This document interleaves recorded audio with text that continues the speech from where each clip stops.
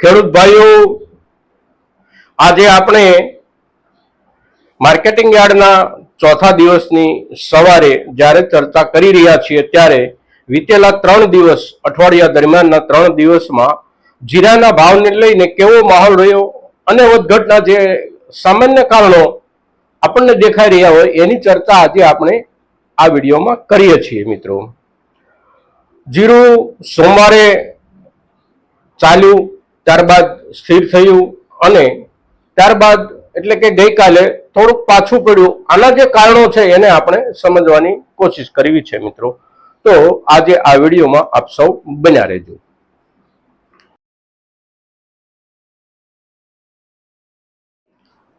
નમસ્કાર ખેડૂત મિત્રો, જય કિસાન, જય ભારત.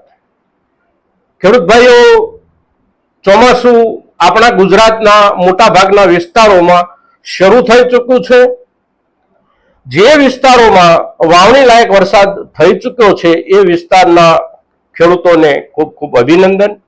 જે વિસ્તારમાં થોડો ઓછો વરસાદ રહ્યો છે, વાવણી લાયક પૂરતો વરસાદ આપણે નથી કહી શકતા, એવા વિસ્તારના ખેડૂતોની સાથે શુભેચ્છા. અને હજી કેટલાક એવા વિસ્તારો છે કે જ્યાં બિલકુલ વરસાદ શરૂ થયો નથી, પણ 1-2 દિવસ કે 5 દિવસમાં વરસાદ શરૂ થઈ જશે એવી આપણે અપેક્ષા રાખી શકીએ અને એવા હવામાન વિભાગ તરફથી આપણને સમાચારો પણ મળી રહ્યા છે. મિત્રો, તો આ મહિનો પૂરો થતા સુધીમાં એટલે કે જૂન મહિનો પૂરો થતા સુધીમાં સમગ્ર રાજ્યમાં મોટાભાગના વિસ્તારોમાં વાવણી લાયક વરસાદ થઈ જાય તો વરસાદ બહુ મોડો નથી, કારણ કે જૂન મહિનાના અંતિમ દિવસોમાં પણ વાવણી લાયક વરસાદ થાય એટલે એ સમયસરની વાવણી ગણાય છે આપણા વિસ્તાર માટે. તો વાવણી અને વરસાદની વાત કર્યા પછી આપણે જીરુના બજાર ઉપર આજે સામાન્ય ચર્ચા કરીએ છીએ. મિત્રો, સોમવારના દિવસે બજારમાં ઠીક ઉછાળો આવ્યો. 125 રૂપિયાથી લઈ અને 150 રૂપિયા સુધીનો ઉછાળો આવ્યો અને એ દિવસોમાં આપણને એવું લાગતું હતું કે આ જે ઉછાળો આવ્યો છે એ ઉછાળાની સાથે જે કારણો જોડાયેલા છે એ ખુલ્લા કારણો જે હતા એ એવા હતા કે એકંદર બજારમાં ખેડૂતો તરફથી માલ પહોંચાડવાની જે માત્રા હતી, જે જથ્થો હતો એ એકંદર ઘટી ગયો હતો. આપણા ગુજરાતમાં ઊંઝા સહિતના તમામ માર્કેટ યાર્ડોમાં મળીને પણ 20,000 બોરીની આવક દૈનિક નહોતી થતી અને એવી જ સ્થિતિ રાજસ્થાનની પણ હતી. અને તેથી જીરાના બજારે આગળ વધ્યા વિના છૂટકો નહોતો, એટલે જીરાના બજારે આગળ જવું પડ્યું. સોમવારના દિવસે જીરાનું બજાર ઠીક આગળ ગયું, પણ બજાર જ્યારે આગળ જાય છે અને તાત્કાલિક ધોરણે જેને આપણે થોડો મોટો ઉછાળો કહી શકીએ એવો જ્યારે ઉછાળો આવે છે બજારમાં, ત્યારે એની સાથે એક ગુપ્ત કારણ પણ જોડાયેલું હોય છે. અને એ ગુપ્ત કારણ હોય છે આ દિવસો જે થોડા ઘણા ભાવના પાછળ ચાલતા જે દિવસો હોય એમાંથી ભાવમાં સામાન્ય રૂપમાં ઉછાળો લાવી અને ખેડૂત પાસેથી બજાર સુધી માલને ખેંચી લાવવો, અને આ પ્રયાસો બજારના ખેલાડીઓ કાયમ માટે દરેક ચીજમાં કરતા હોય છે. આ સમયે જીરામાં પણ આ પરિસ્થિતિ ઊભી થઈ છે. આપણે ખેડૂતો પાસેથી માલ ખેંચી અને બજાર સુધી પહોંચાડવા માટે જીરામાં જે તાત્કાલિક ઉછાળો આવ્યો એને આપણે આ રૂપમાં પણ એક બાજુથી સમજવું પડશે.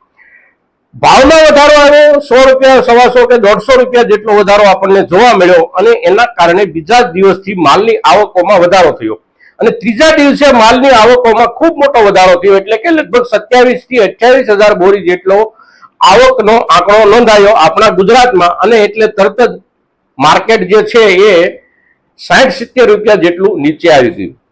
હવે માર્કેટ જ્યારે 60-70 રૂપિયા જેટલું નીચે આવી જાય છે ત્યારે આપોઆપ એક વસ્તુ પુરવાર થઈ જાય છે કે બજારની વાસ્તવિક જરૂરિયાત જે છે એ આપણા જૂના દિવસો દરમિયાન એટલે કે ગયા સમગ્ર અઠવાડિયા દરમિયાન આપણે જેટલો જીરાનો માલ બજાર સુધી પહોંચાડ્યો એ માર્કેટની જરૂરિયાત હતી.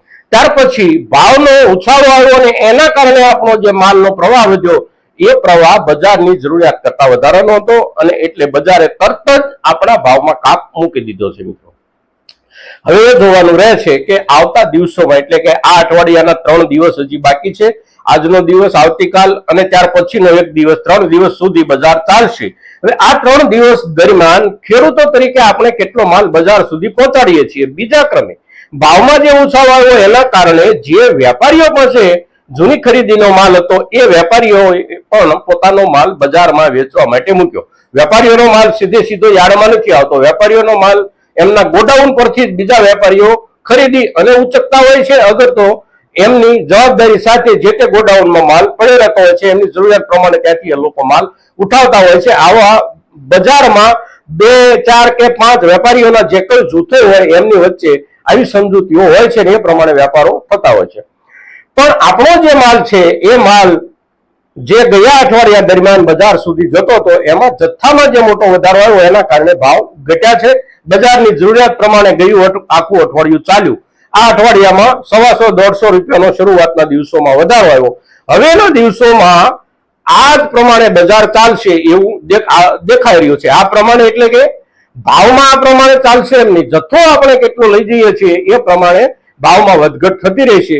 આંતરરાષ્ટ્રીય બજારના જે કોઈ સમાચારો આવે છે એ બહુ આપણા બજાર સાથે કનેક્ટ હોય એવું લાગતું નથી, કારણ કે આંતરરાષ્ટ્રીય બજારના સમાચારો પ્રમાણે આપણું બજાર પણ નથી ચાલ્યું અને આંતરરાષ્ટ્રીય બજારના સમાચારો પ્રમાણે આપણો જે વાયદો છે એ પણ આંતરરાષ્ટ્રીય બજારના પ્રમાણમાં ચાલ્યો નથી. એમાં જે વધઘટ આવી છે એ પણ આપણા સ્થાનિક બજારોમાં માલની આવકોના ધોરણે વધઘટ આપણને જોવા મળી છે. એટલે જીરાના સંપૂર્ણ બજાર ઉપર, માત્ર આપણા દેશના બજાર ઉપર નહીં પણ દુનિયા સમસ્તના જીરાના બજાર ઉપર ભારતના ખેડૂતોનો કબજો છે. આટલી વાત આ વર્ષના બજારના પ્રવાહોથી સાબિત થઈ ગઈ છે. અને એ જે સાબિતી છે એ સાબિતીને જો આપણે ખેડૂત તરીકે સમજી લઈએ અને માલનો જે પ્રવાહ છે એને આપણા હિસાબથી થોડો નિયંત્રિત કરતા રહીએ તો સીઝન પૂરી થાય ત્યાં સુધીમાં, એટલે કે જ્યારે નવી સિઝન શરૂ થવાની હોય ત્યારે આપણી સિઝન પૂરી થઈ ગણાય અને લગભગ નવેમ્બર-ડિસેમ્બર મહિનામાં જ્યારે નવું વાવેતર થાય ત્યારે આપણી સિઝન પૂરી થઈ ગણાય. એટલે ત્યાં સુધીમાં આપણે જો માલ પહોંચાડતા રહીશું તો હપ્તે આપણી જરૂરિયાતના ધોરણે તો બજાર બની રહેશે. મિત્રો, તો આજના આ વિડીયોમાં આપણે જ્યારે છેલ્લા 3 દિવસ દરમિયાનના બજારના પ્રવાહોની જે ચર્ચા કરી છે એ આપણી ચર્ચા મહત્તમ ખેડૂતો સુધી પહોંચે એ જીરું પકવતા આપણા સૌ ખેડૂતોની જરૂરિયાત છે એવું ધ્યાનમાં લઈ અને આપણો આ વિડીયો વધારેમાં વધારે ખેડૂતો સુધી પહોંચાડવાની આપ સૌની જવાબદારી આપ નિભાવશો એવી અપેક્ષા સાથે જય કિસાન, જય ભારત.